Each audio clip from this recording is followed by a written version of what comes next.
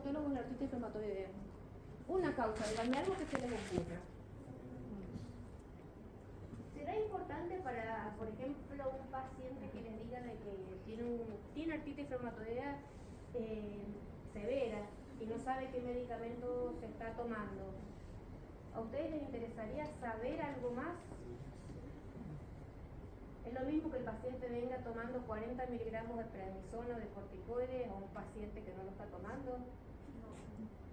¿Se acuerdan cuando vimos la parte de digestivo? De que los corticoides son, digamos, muy, así como inhiben a las prostaglandinas. ¿Se acuerdan que las prostaglandinas eran buenas en el estómago?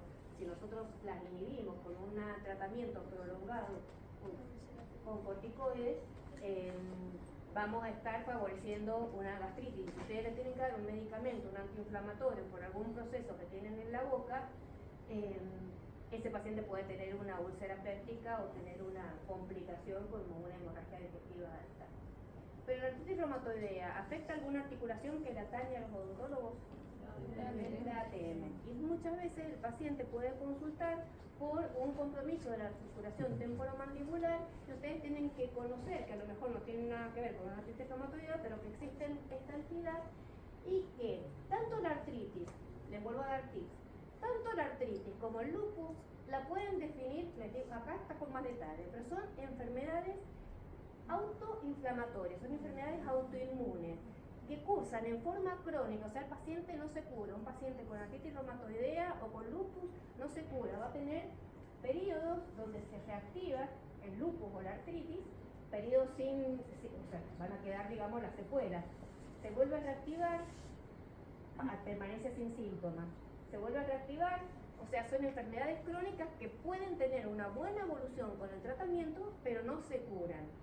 Que afectan generalmente las dos, para que les sirva para las dos, a las pequeñas articulaciones, pequeñas y medianas articulaciones, fundamentalmente los dedos de las manos, los dedos de los pies, los carpos, los metacarpos, y que tiene como característica diferencial, si ustedes quieren que adelantemos la cuestión del lupus y de la artritis, de que la artritis es erosiva. Recuerden esto porque también es importante, porque también es pregunta de examen. ¿Por qué es erosiva? Porque cuando ustedes viene un paciente que puede venir como con un lupus o puede venir con una artritis reumatoidea, los dos van a tener las manos enrascadas, con desviación cubital. Y ustedes dicen, ¿esto será un lupus, será una artritis? Y así, clínicamente no se diferencian. Pero la artritis reumatoidea es erosiva, destruye las articulaciones. El lupus tiene un componente más de distensión ligamentaria. Clínicamente se pueden presentar iguales, pero la que tiene agujeros o geodas cuando hacen la radiografía es la artritis reumatoidea.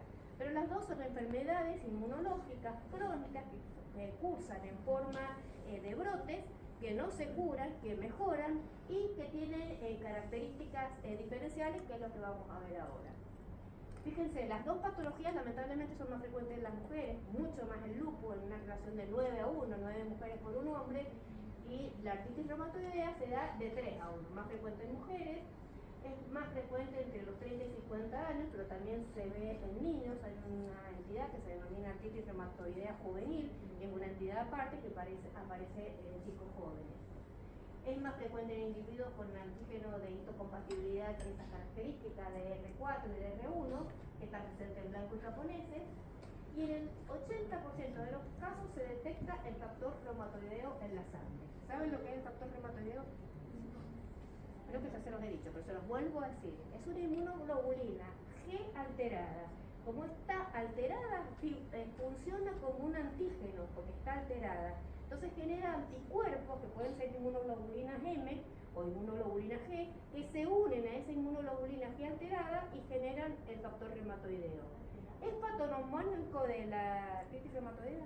No, puede aparecer en la endocarditis, puede aparecer a veces, rara vez en el lupus, pero es muy significativa de un paciente que tiene la clínica, por esto que les dije, afección de las articulaciones pequeñas en forma simétrica o sucesiva, que el paciente cuando le hacen una radiografía tiene geodas y tiene un factor reumatoideo positivo, tiene muchos elementos para pensar de que puede ser una artritis reumatoidea. Y la HLA, que es un antígeno de histocompatibilidad de R4, está asociada a una artritis reumatoidea erosiva, que es la más grave. Este es un dibujito, le puse porque ahí, en esas dos cosas se acumulan generalmente, las manifestaciones. Generalmente el paciente consulta por, digamos, dolores a nivel de las articulaciones de las manos o a nivel de las articulaciones de los pies. Se afectan las articulaciones pequeñas de las manos, falanges y muñecas y tobillos. Estos son teorías, pero teorías bastante cercanas a lo que sucede. Yo acabo de venir a un congreso de inmunología en Buenos Aires, donde ahora hay otro grupo de enfermedades para seguir agregando, que ya no son solamente las enfermedades inmunológicas, sino que son las enfermedades autoinflamatorias, que no vamos a hablar porque es todo muy nuevo, es todo re complicado, pero son otros tipos de enfermedades que van apareciendo, que tienen como un parentesco con estas, pero no son estas. Entonces, ¿qué se cree que en su producción? Ustedes fíjense, si en definitiva, de que en esta articulación, cuando aparece la artritis reumatoidea, y la vamos a ver por qué, se genera un mecanismo de destrucción de la sinovial articular y se empiezan a proliferar los osteoclastos, o sea, se destruyen un montón de células y empiezan a proliferar, empiezan a avanzar sobre la articulación. Ese tejido que avanza sobre la articulación se denomina panus y es el que destruye. Ustedes saben que la articulación tiene dos superficies. Cuando se produce eso, se produce la anquilosis, es decir, la articulación deja de ser una articulación, pasa a ser como un hueso entero. ¿Y eso por qué? Porque a partir, teoría, de un antígeno exógeno, que puede ser bacteriano o vírico, que puede ser el virus de Epstein-Barr, va a generar una respuesta inmunológica que está determinada porque el antígeno determina una reacción inflamatoria. A nivel humoral, tenemos la activación de los linfocitos B de aquel lado. Acuérdense que los linfocitos B se transforman en células plasmáticas y las células plasmáticas dan lugar a la formación de anticuerpos. Incluso anticuerpos fallados, como son el factor reumatoideo, que es la inmunoglobulina G alterada, sobre la que actúa una inmunoglobulina sana para formar ese complejo. Pero por el otro lado se produce la activación de los linfocitos T, que es la inmunidad celular. Eso produce producción de linfoquinas que atraen a todos estos elementos que son elementos inflamatorios y que van a determinar que esta sinovial, que era prolijita, que tenía todo en su lugar, empiece a crecer como si fueran dedos de guantes o vellosidades que van avanzando y van destruyendo el hueso. Esto es típico de la artritis reumatoidea, que es diferente de lo que es el lupus, por eso esta es erosiva y la otra no. Esto vamos rápidamente, porque esto, ¿qué es lo que ocurre en el medio sinovial? Aumentan todos los elementos de la inflamación, complementos, quininas, fibrinólisis, proliferan las células sinoviales, aumentan los fibroblastos, se produce más tejido colágeno fibroso, hay proliferación vascular, hay destrucción ósea, los osteoclastos son estimulados por las prostaglandinas, y hay polimorfonucleares que liberan enzimas lisosómicas que eso perpetúan aún más el proceso. En definitiva, esto es lo que importa, que es, digamos, que se produce a partir de aquello. Hay una sinovial engrosada y edematosa, se presentan vellosidades múltiples, eso que les decía como dedos de guante, que hacen relieve en la cavidad articular. Ojo que la artritis reumatoidea tiene cierto grado de mortalidad, pero tiene mucho grado de morbilidad. Es decir que, por ejemplo, para ustedes como odontólogos, hay muchas personas que se tienen que jubilar porque no pueden trabajar porque justamente afecta las articulaciones de la mano. Ya vamos a ver fotos. Esto determina la formación del panus. Esto cuando quiero hinchar un poco les pregunto en el examen. ¿Cómo se llama el tejido que va a destruir la cavidad articular? Y es el panus, que es ese tejido que va avanzando y va reemplazando el cartílago y poniendo tejido fibroso y procesos, digamos, de destrucción ósea como la estimulación de los osteoclastos. Fíjense ahí cómo se ve, eso no es normalmente la articulación sería como está del lado izquierdo, y esto es lo que se produce cuando aparece la artritis reumatoidea. Todo esto que va a determinar, esto también es muy teórico porque no es tan bonito así como va, a veces aparece así, pero dice que determina anquilosis fibrosa u ósea. Anquilosis quiere decir que el hueso se une, ya no es una articulación, sino que es un hueso, el paciente no puede doblar la articulación. Se producen desviaciones y luxaciones. Desviaciones, ya vamos a ver la mano en ráfaga, en donde los dedos se se deslizan hacia, o se dirigen hacia el lado cubital, por eso se llama mano en ráfaga. Y luxaciones es cuando, si ustedes saben lo que es luxación, sí, deben saber. Cuando normalmente el hueso tiene, la cavidad lo contiene.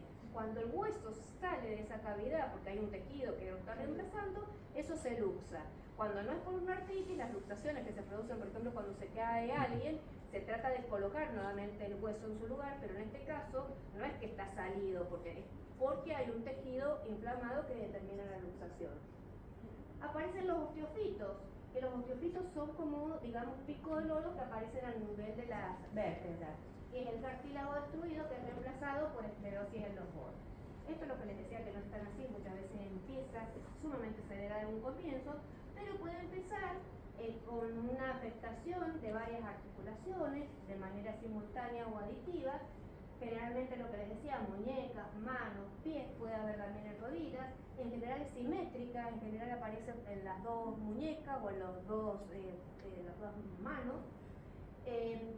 Puede ser mono o biarticular en un comienzo, y se da que a lo mejor han sentido de esto algún familiar, que no es la única causa, pero es lo que se denomina el síndrome del túnel carpiano.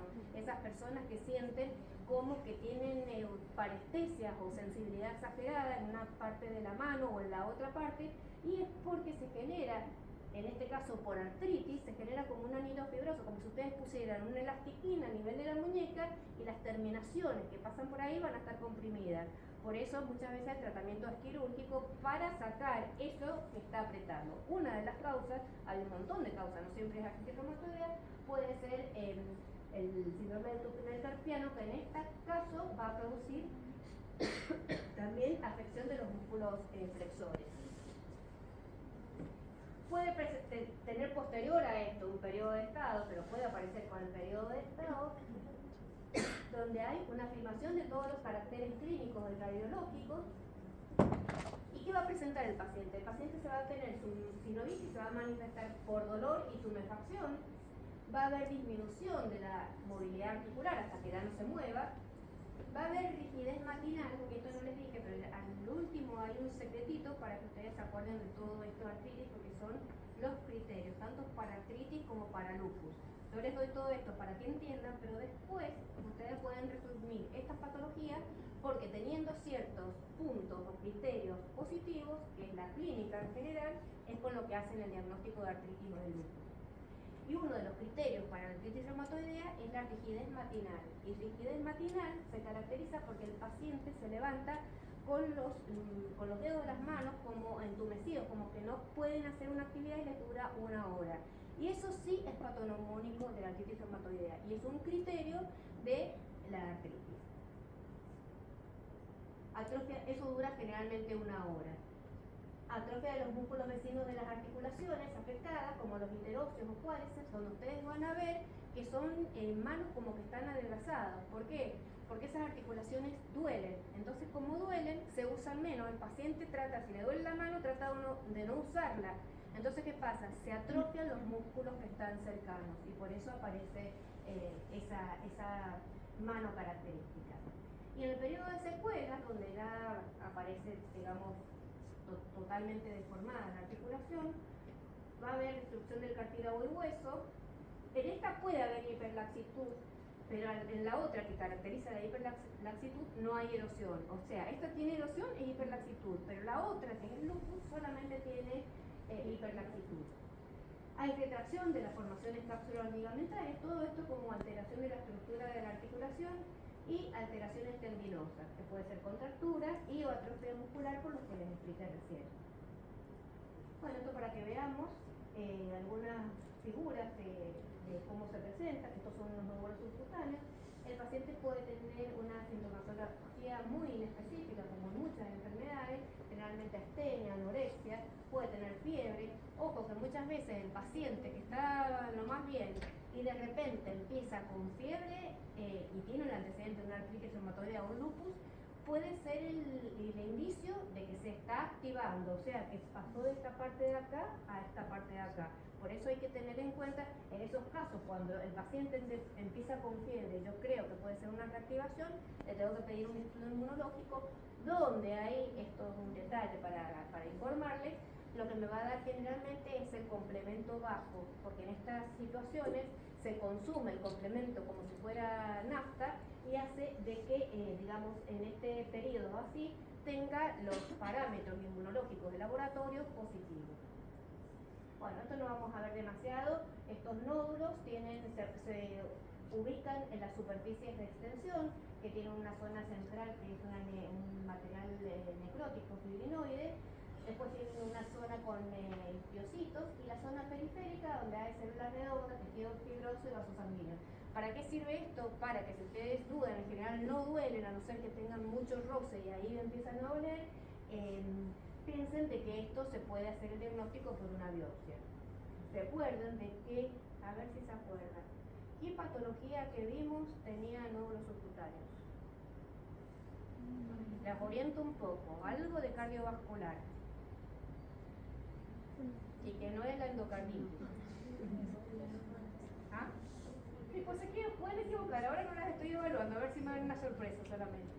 La fiebre reumática. La fiebre reumática tiene como uno de los criterios, acuérdense, eritema marginado, afectación nerviosa, pero los nódulos subcutáneos son una característica de la fiebre reumática y no tiene nada que ver la fiebre reumática, por más que tenga palabras parecidas, con la artritis reumatoidea. Bueno, y la otra cosa que es muy importante, sobre todo, más que nada en el lupus, porque hay pacientes que se mueren, el lupus tiene una afectación muy importante, tiene muchos fenómenos de vasculitis, que son cuando se depositan complejos autoinmunes en los vasos, y es como que taparan los vasos, y esto en el lupus, no acá, produce gran daño renal. Entonces muchas veces la vida, como yo les decía en alguna oportunidad, el diabético, en el paciente con el lupus, el riñón es el que marca la evolución de cómo va a vivir ese paciente. Si ese paciente es un paciente lúpico con su función renal normal, tiene mucho mejor pronóstico que un paciente que tiene uremias o creatininas altas, porque muchas veces puede terminar también en diálisis. Bueno, la vasculitis produce infiltración perivascular de la sinovial, bueno, todos estos son términos que no les voy a agregar porque son todos términos científicos que más que nada son para la anatomía patológica, que no la vamos a ver. Ustedes sepan que los nódulos subcutáneos son nódulos que aparecen en la superficie del roce, que tienen un centro necrótico, que no duelen y que pueden doler en el caso de que tengan roce, pero no por el compromiso del mismo nódulo. Fíjense cómo se presentan los codos. O sea, hay una patología que puede debutar con esto que se denomina TOFO, que son los pacientes que tienen ácido úrico, que se denomina la gota. Bueno, pero esto no tiene nada que ver, pero para que sepan que hay otras patologías que también pueden tener estos nódulos. Fíjense, esto es una mano de una persona grande, porque también es para complicar la mano. En general, vieron la edad que yo les dije, que era de 30 a 50 años. Este paciente no tiene una artritis reumatoidea, tiene una artrosis, y la artrosis es lo mismo que la arteriosclerosis, que es el envejecimiento de los huesos. Y este paciente tiene un proceso artrósico donde la artrosis no es sistémica, la artrosis es lo que afecta a los huesos por viejo. La artritis es una enfermedad sistémica que tiene manifestaciones a nivel cardiovascular, a nivel, bueno, ya vamos a ver todas las manifestaciones que tiene. Y esto es lo que les decía recién, esto sí sépanlo, porque esto es lo que les resume todo lo que les estuve explicando. Criterios diagnósticos para la artritis reumatoidea. Estos son criterios de la Asociación Americana de Reumatología. Fíjense, para que ustedes sepan que los criterios del 1 al 4 deben estar presentes al menos por 6 semanas. Y debe tener al menos 4 puntos para cumplir criterios. O sea, para yo decir, este paciente tiene una artritis reumatoidea. 1. Rigidez matinal. Recuérdense que el paciente se levanta con imposibilidad de mover los dedos de la mano hasta que pasa una hora, que es como una sensación de entumecimiento. Y eso se lo va a referir el paciente así: doctora, me despierto y no puedo mover los dedos hasta que pasa una hora.